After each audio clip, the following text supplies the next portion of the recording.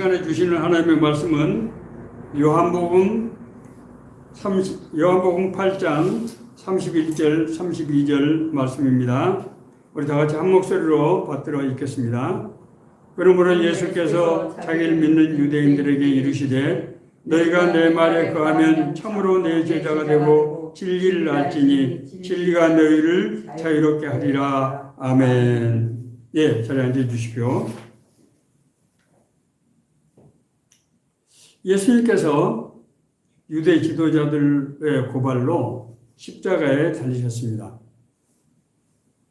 형벌의 그 명분은 그가 자신을 이스라엘의 왕이라고 했다는 것입니다. 당시 이스라엘은 로마의 통치 아래에 있었기 때문에 이스라엘 왕이 없었습니다. 그러므로 자신이 왕이라고 하면은 국가의 반역죄에 해당하는 것입니다. 마지막으로 재판장인 로마의 총독 본디오 빌라도가 예수님께 물었습니다. 내가 유대인의 왕이냐? 이때 예수님께서 답하셨습니다. 내 말과 같이 내가 왕이니라. 그러나 내 나라는 이 세상에 속한 것이 아니니라. 내가 이를 위하여 세상에 왔나니 곧 진리에 대하여 증언하려 함이로라. 이렇게 말씀하셨습니다. 아니, 진리라고? 이때 빌라도가 다시 물었습니다. 진리가 무엇이냐? 예수님께서는 더 이상 답하시지 않으셨습니다. 우리 예수님을 믿는 기독교인들은 예수님을 믿으면 복을 받는다고 생각합니다. 그 복은 대개 두 가지로 생각하는 것 같습니다. 첫째는 죽어서 지옥 가지 않고 천국에 간다는 것이고, 둘째는 자신의 삶의 문제를 해결받게 된다고 그렇게 생각하는 것입니다. 그런데 우리가 생각해 보면은 어떻게 해서 천국에 가게 되는지, 또 어떻게 해서 우리의 삶의 문제가 해결되는가 하는 데 대해서는 그다지 깊이 생각하지 않은 경우가 많지 않는가 그렇게 생각이 됩니다.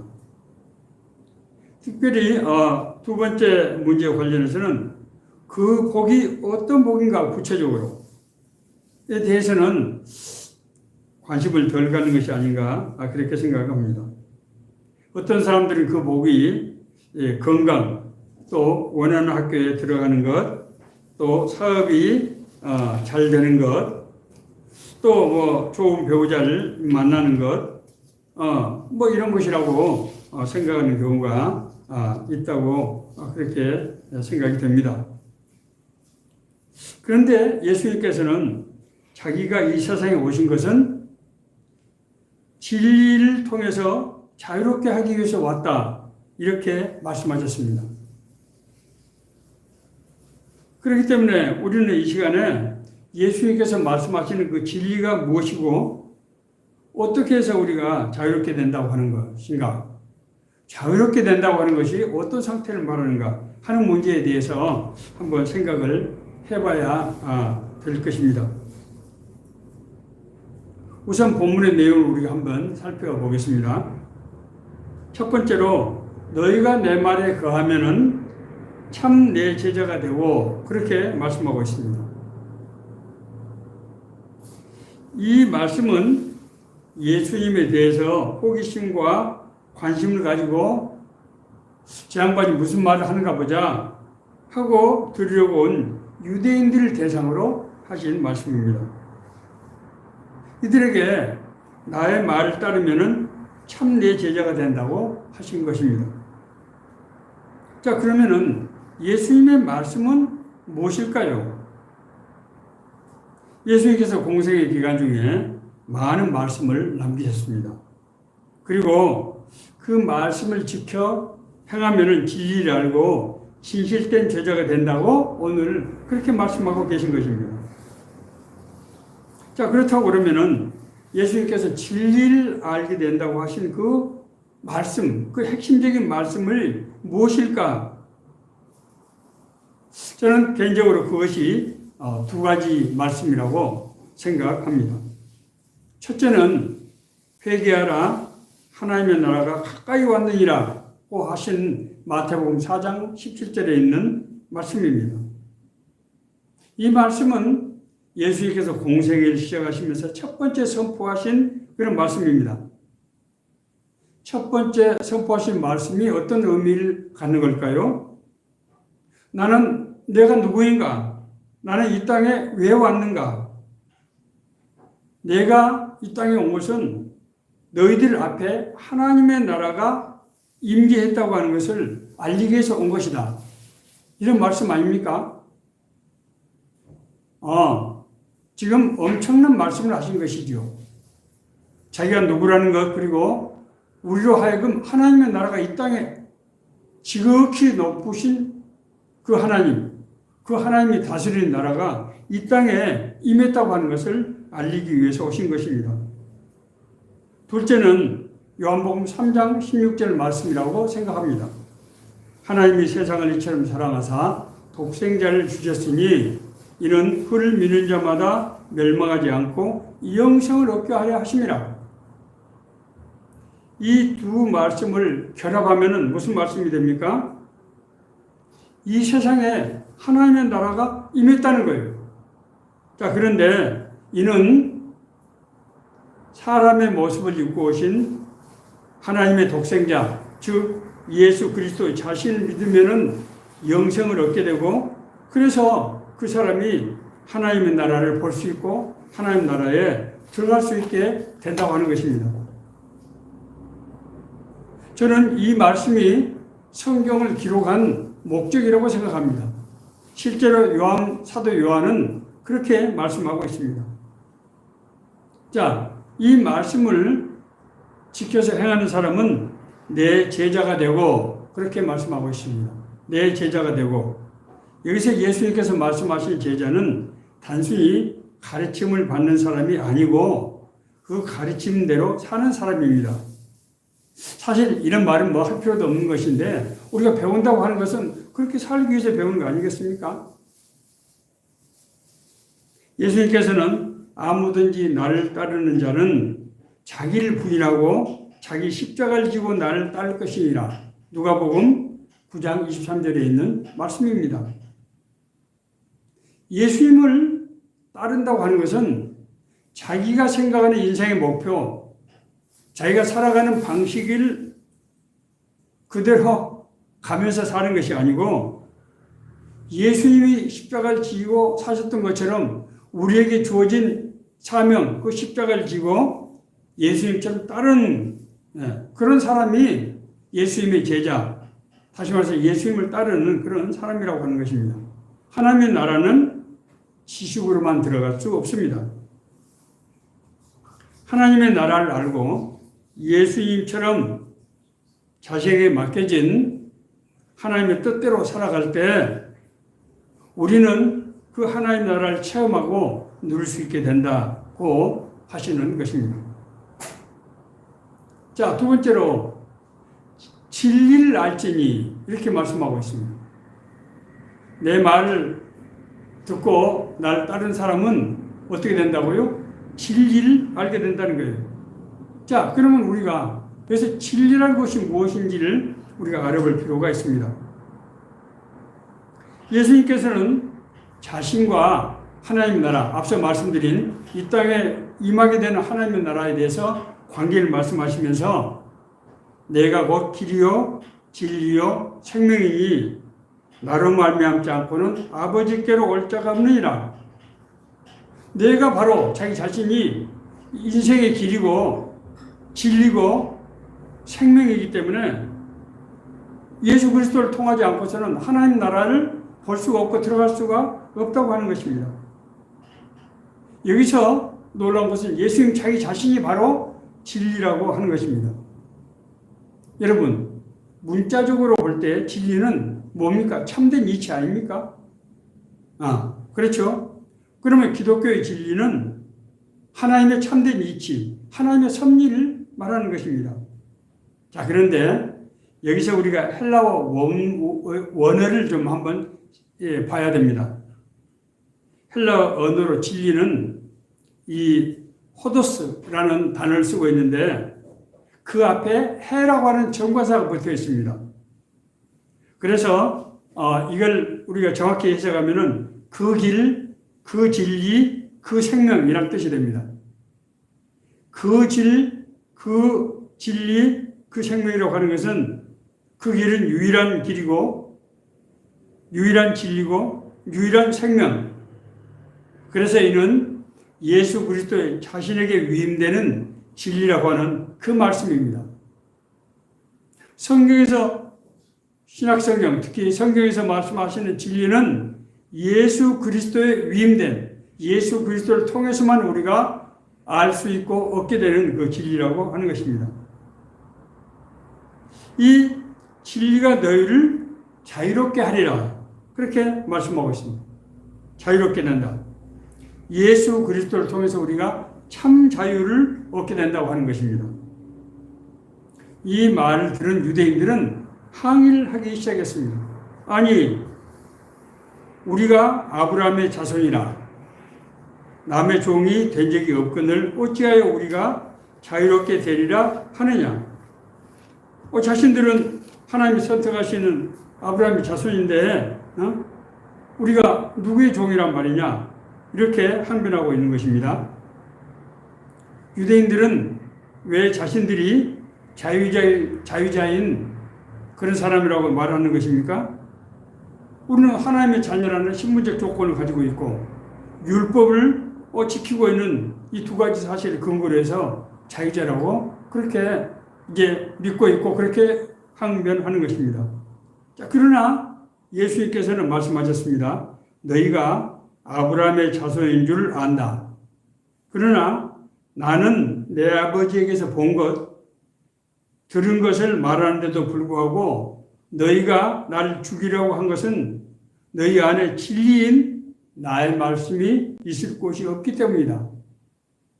놀라운 말씀 아닙니까? 다시 말씀드려서 너희들이 지금 하나님의 법, 율법을 지킨다고 하는 것은 행위로 지키는 것이지 마음속에서 하나님의 마음, 하나님의 성품, 하나님의 영이 있어서 한 것이 아니고 그것을 이게 행동으로만 하고 있을 뿐이라고 하는 것이. 그렇기 때문에 그 하나님의 말씀, 하나님의 진리를 말하는 내 말을 너희들이 듣지도 못하고 들어도 알지도 못한다고 하는 것입니다.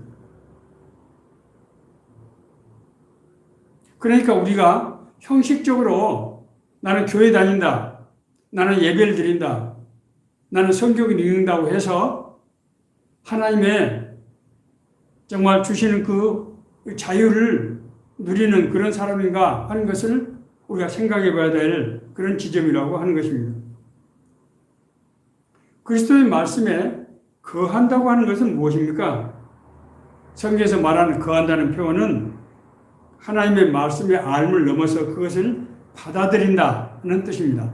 영접하는 자, 곧 그 이름을 믿는 자들에게는 하나님의 자녀가 되는 권세를 주셨으니 요한복음 1장 12절에 있는 말씀입니다. 예수 그리스도를 믿는다고 하는 것은 예수 그리스도를 나의 하나님으로 받아들인다고 하는 것입니다. 그렇게 될 때 하나님의 형상을 가진 우리가 하나님의 자녀로 회복된다고 하는 것입니다. 자, 우리가 이제 그러면은 무엇으로부터 자유인가에 대해서 우리가 알아봐야 될 순서입니다. 첫째로 오늘 성경 본문이 말씀하는 바는 죄로부터 자유를 말씀하고 있습니다.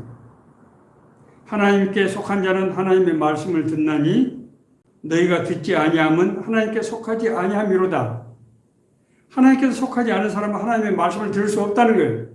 들어도 그 말씀을 깨달을 수 없어요. 너희는 너희 아버지 마귀에서 났으니 너희 아버지의 욕심대로 행하고자 하느니라.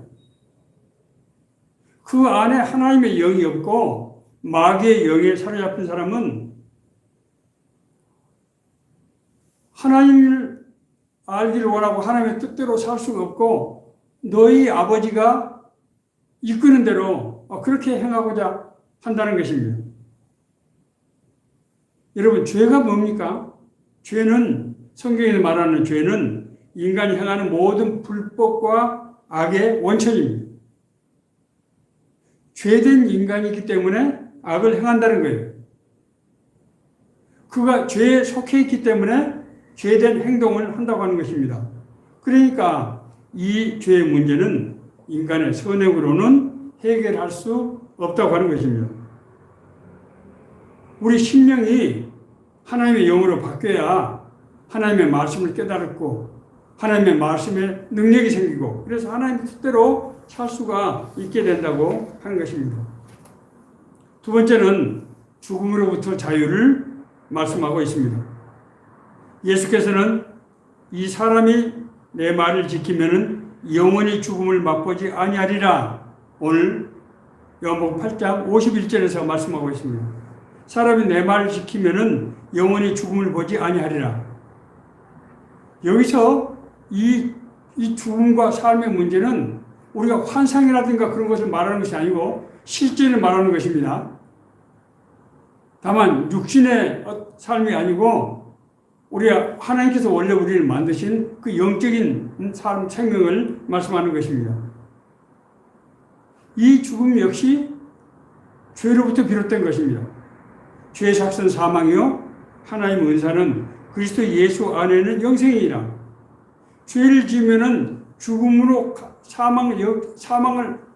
영적 사망을 맞을 수밖에 없지만은 예수 그리스도를 통해서 하나님께서 우리에게 주신 은혜는 영적인 생명, 영원한 생명을 누리게 된다고 하는 것입니다. 요한복음 3장 20절에서 21절 말씀을 보면은 악을 행하는 자마다 빛을 미워하여 빛으로 오지 아니하나니 이는 그 행위가 드러날까 하며 진리를 따르는 자는 빛으로 오나니 이는 그 행위가 하나님 안에서 행한 것임을 나타내려 함이라 하시니라. 그 마음속에 빛이 없는 사람, 어둠이 있는 사람은 빛 가운데로 나갈 수가 없게 된다는 거예요. 자기 모든 정체가 드러나고 빛을 볼 수가 없어요. 그러나 하나님의 빛이 있는 사람은 그 하나님의 빛이 바로 하나님의 이 본질이기 때문에 그 앞에 나가서 삶을 누리게 된다고 하는 것입니다. 자, 오늘 이 말씀이 우리에게 주시는 메시지를 우리가 생각해 봐야 하겠습니다. 여러분, 자유롭게 된다고 하는 것이 무엇입니까? 자유롭게 된다고 하는 것은 결핍으로부터 해방된다는 뜻입니다. 누가복음 4장 18절 19절 말씀은 예수님께서 오신 것은 우리를 결핍으로부터 자유롭게 하기 위해서 오셨다고 그렇게 선포하고 있습니다. 주의 성령이 내게 임하셨으니 이는 가난한 자에게 복음을 전하게 하시려고 내게 기름을 부으시고 나를 보내사 포로된 자에게 자유를, 눈먼 자에게 다시 보게 함을 전파하며 눌린 자를 자유케 하고 주의 은혜를 전파하게 하려 하십니다. 포로된 자에게 자유를, 눈먼 자에게 다시 보게 하면 그것도 자유죠. 눌린 자를 자유케 하기 위해서 오셨다는 거예요. 이 자유를 얻으려고 하는 데는 사람들은 자유를 얻으려고 하는 데는 두 가지 방법이 있다고 생각이 됩니다. 일반적으로 사람들이 하는 방법은 뭡니까? 물질이라든지 정신적인 필요를 채움으로써 이 결핍을 해결하고 그래서 자유롭게 되려고 하는 것입니다. 자, 또 다른 한 가지 방법은 무엇입니까? 결핍 자체를 해결하는 그런 방안입니다. 결핍 자체가 해결된다고 하면은 우리가 자유롭게 되겠죠. 자, 그러면은 인간의 결핍이 어디서부터 발생했는가를 우리가 알아야 이 결핍으로부터 진정한 자유를 누릴 수 있게 되는 길을 우리가 알게 되는 것이죠. 성경은 아담과 하와가 선악과를 먹은 후에 자기 몸을 부끄럽게 여기게 되고 하나님을 두려워하게 됐다. 뿐만 아니라 부부인, 한 몸으로 된 부부인 아담과 하와가 서로 죄의 책임을 서로 상대방에게 전가하게 됐다. 이렇게 기록하고 있습니다. 자신의 몸을 부끄럽게 생각하는 것은 뭡니까? 자존감의 결핍이죠. 하나님을 두려워하는 것은 뭡니까? 하나님의 사랑의 결핍이죠. 한 몸인 부부가 책임을 전가하는 것은 인간 간의 사랑의 결핍으로 인한 현상인 것입니다. 그렇지 않습니까? 자신 안에 하나님의 사랑이 없어져서 정말 나타나는 외로움과 괴로움, 이런 것을 다른 사람이나 외부에서 우리가 얻은 물질로 충족시키려고 할 때 그것은 내부에서 치유되는 그런 사랑이 아닌 외부에서 오는 감각적인 기쁨이라든가 쾌락이기 때문에 이는 마치 짠 바닷물과 같아서 마시면 마실수록 점점 더 갈증이 커지고 그래서 마침내는 파멸에 이르게 되는 그런 것인데 이것을 성경은 정욕이라고 그렇게 말씀하고 있습니다. 그래서 우리가 예수 그리스도를 믿는다는 것, 예수 그리스도를 따라 산다는 것은 그리스도 예수의 사람들은 육체와 함께 그 정과 욕심을 십자가에 못 박았느니라. 예수 그리스도를 믿는다고 하는 것은 우리의 이 타락한 육신과 함께 우리 육신 안에는 그 정욕과 이 욕심을 십자가에 못 박았다 하는 그런 것입니다. 자, 그러면 이제 우리는 어떻게 하면 이 자유를 누릴 수가 있겠습니까? 로마서 8장 4절은 육신을 따르지 않고 그 영을 따라 행하는 우리에게 율법의 요구가 이루어지게 하려 하심이라. 율법의 요구가 뭡니까? 율법은 하나님의 자녀들이 마땅히 지켜야 될 하나님 나라의 법이에요. 하나님의 은혜 안에 있으면 마땅히 그 법대로 살도록 그렇게 되어 있는 것입니다. 그런데 이 율법을 지키려고 하면은 육신을 따라 살아서는 안 되고 하나님의 영을 따라 행할 때 우리가 율법을 아예 합당한 사람들이 되고 그래서 율법을 지킬 수 있다고 하는 것입니다. 예수 그리스도의 말씀이 그 안에 있는 사람은 말씀대로 살아갈 때 모든 결핍으로부터 자유롭게 된다고 하는 것입니다. 성경에 이러한 자유를, 진정한 자유를 누렸다고 고백하는 그런 말씀이 있습니다. 바로 바울 사도가 빌립보서 3장 7절에서 9절에 있는 말씀이 바로 그 고백입니다. 그러나 무엇이든지 내게 유익하던 것을 내가 그리스도를 위하여 다 해로 여길 뿐더러 또한 모든 것을 해로 여김은 내 주 그리스도 예수를 아는 지식이 가장 고상하기 때문이라. 내가 그를 위하여 모든 것을 잃어버리고 배설물로 여김은 그리스도를 얻고 그 안에서 발견되려 함이라. 놀라운 말씀입니다. 바울은 그리스도 예수를 아는 지식이 너무나 고상하고 너무나 큰 것이기 때문에 그 은혜를 추구하는 데 있어서 걸림돌이 되는 세상적으로 유익하다고 생각했던 것들, 요즘 쉽게 말하면 금수저인 신분, 그리고 자기가 가졌던 그 율법과 헬라 철학의 그 지식들, 그리고 자기가 지금까지 이루는 모든 공적들, 이런 것들을 배설물처럼 여기서 버렸다고 하는 거예요. 다시 말씀드려서 자신의 영적인 변화를 가로막는 육신적인 것을 다 버렸다고 하는 거예요. 사물로 자신 삶의 문제를 해결하려고 하는 것이 아니고 자신이 변화됨으로써 예수 그리스도의 은혜로 변화됨으로써 불필요한 사물이 불필요하게 되는 것이 바로 자유케 되는 그런 상태라고 하는 것입니다. 자, 오늘 이 결론의 말씀을 드리겠습니다. 기독교의 축복이라는 것이 무엇이냐 하는 문제입니다. 앞서 제가 들어가면서 제기했던 바로 그 문제입니다. 기독교의 복은 예수 그리스도를 통한 구원이 세상적인 필요, 세상적인 욕구를 해결하는 수단이 결코 아니라고 하는 것입니다. 인생의 고난은 누구에게나 파도처럼 끊임없이 밀려옵니다. 그리고 이러한 고난의 근원은 죄와 사망의 권세 때문이라고 말씀드렸습니다. 이 죄와 사망의 권세, 이 문제를, 고난의 원천이 되는 이 죄와 사망의 권세를 해결하지 않고서는 우리에게 우리의 삶 가운데 나타나는 외부적인 현상만을 해결하는 것은, 저는 이런 비유를 전에 한 적이 있습니다. 마치 어떤 사람이 암에 걸려서 이 암이 이제 궤양으로 나타나는 것입니다.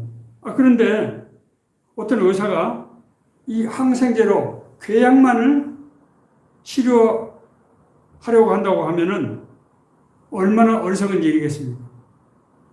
근본적인 암을 해결하면은 그 궤양이 치유되는 것이에요. 그런데 그 궤양을, 이 골마 썩어진 걸 치유하기 위해서 항생제를 쓴다고 해서 그 암이 낫겠느냐 하는 것입니다. 그런즉 너희는 먼저 그의 나라와 그의 일을 구하라. 그리하면 이 모든 것을 너희에게 더하시리라.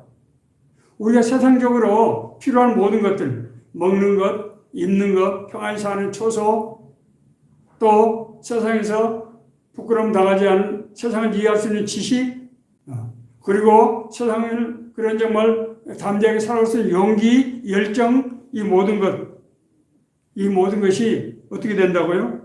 우리가 하나님의 나라와 하나님의 뜻을 구하는 삶을 살 때 이런 것은 하나님께서 덤으로 주신다. 그 안에서 이런 모든 결핍을 해소가 될 수 있는 그런 은혜를 받게 된다고 하는 것입니다. 그렇기 때문에 우리에게 결핍 자체가 발생하지 않는다고 하는 것입니다. 왜냐하면 하나님께서 우리를 세상에 내보내시는 것은 우리 삶을 통해서 하나님의 뜻과 계획을 이루시기 위한, 우리를 부르실 때, 우리를 부르시면 어떤 목적이 있다고요. 우리 세상에 부르실 때 목적이 있어요. 우리를 구원하실 때, 우리를 구원하시는 어떤 목적이 있다고요. 하나님께서 우리를 미리 아시고 우리를 부르시고 우리를 의롭다 하시고 영화롭게 하셨느니라. 무슨 얘기입니까? 하나님께서 우리 구원에는 어떤 특별한 목적이 있다는 거예요. 그 목적을 우리가 이루어가는 삶을 살 때 가장 행복한 상태, 하나님께서 원래 우리를 창조하셨던 그 원형을 회복하게 되고, 그런 삶을 살 때 세상에서 여러 가지 고난과 또 시험과 이런 것들은 더 이상 고난과 시험으로서의 그런 능력을 잃게 된다고 하는 것입니다. 여러분, 오늘날 우리 삶을 한번 돌아봅시다. 오늘날 우리 삶에 정말 가장 사람들이 고심하고 또 추구하는 문제가 뭡니까? 건강 문제.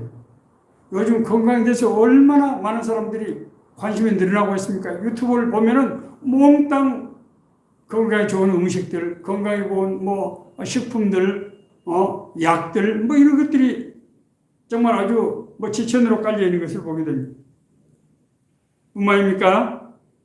정말 멋진 옷, 멋진 장식, 이런 것들, TV를 켜보세요. 뿐만입니까? 우리가 정말, 자기 출세하는 것, 성공하는 것, 돈을 버는 것, 이름을 떨치는 것, 이런 모든 것이 우리 삶의 가장 큰 과제, 그런 삶의 목표가 되어버렸어요.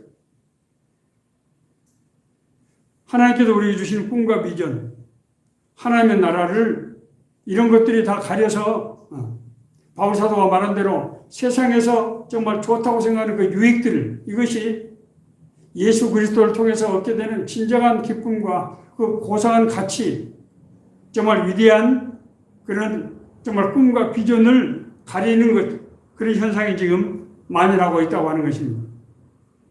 저는 교회도 예외가 될 수 없다고 생각합니다. 교회도 이런 엄청난 시련과 정말 유혹에 이제 앞에 있다고 하는 것입니다. 이런 시대에 우리가 무엇을 어떻게 사는 것이 올바른 것인가? 그런 삶을 살기 위해서 우리가 어떤 힘과 능력을 가져야 될 것인가 하는 것이 가장 절실한 이 시대에 오늘 주시는 이 진리가 너희를 자유롭게 하리라 하는 이 말씀이 우리에게 주시는 하나님의 은혜의 말씀, 권능의 말씀, 우리 삶 가운데 이루어지는 그런 하나님의 역사가 이루어지는 말씀이 되기를 간절히 바랍니다.